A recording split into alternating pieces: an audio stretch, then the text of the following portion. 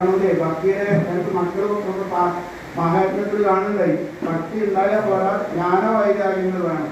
അപ്പൊ ആ ഒരു വൈരാഗ്യം ഇവിടെ ഇപ്പൊ വൈരാഗ്യത്തിന്റെ തല്ലാണ്. ഇപ്പൊ വൈരാഗ്യം ഉള്ളൂ കലികാലത്ത്. പക്ഷെ നമ്മളെല്ലാത്തിൻ്റെയും അർത്ഥം മാറി പോവുക. എല്ലാം നമ്മുടെ പുരാണങ്ങളിൽ ഇന്നത്തെ വൈരാഗ്യം എന്താ?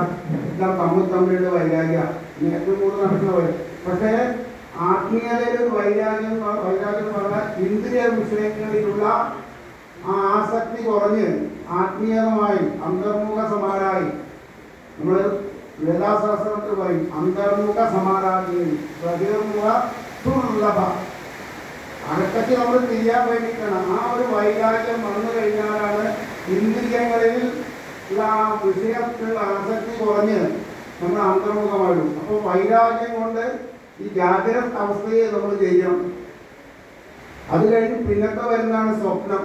സ്വപ്നാവസ്ഥ എന്ന് പറഞ്ഞാൽ ഇന്ദ്രിയങ്ങൾ മനസ്സിൽ ലയിക്കുന്ന മനസ്സിന്റെ പ്രകൃതി, ഈ മനസ്സിന്റെ ഒരു കളി, ഈ മനസ്സിന്റെ ഒരു പ്രവൃത്തിയാണ് ഈ സ്വപ്നം. നമ്മളെ എന്തൊക്കെ മനസ്സിൽ കയറ്റി വെച്ചിട്ടുണ്ട് ഇന്ദ്രിയങ്ങളിൽ കൂടി, അതാണ് ആ മനസ്സ് പിന്നീട് നമ്മുടെ ഉള്ളിലല്ല, മനസ്സ് നമ്മുടെ കയ്യിലല്ല. പക്ഷെ ജാഗ്രത അവസ്ഥ നമ്മുടെ കയ്യിലാണ്. നമ്മളെ അറിയാണ്ട് തന്നെ നമ്മൾ എന്തൊക്കെ ഇന്നിപ്പോൾ വയസ്സുകാലത്ത് പ്രതീക്ഷിക്കുന്ന എല്ലാവരും മാനപ്രസവത്തിന്റെ മോളിൽ പോയതാണ്.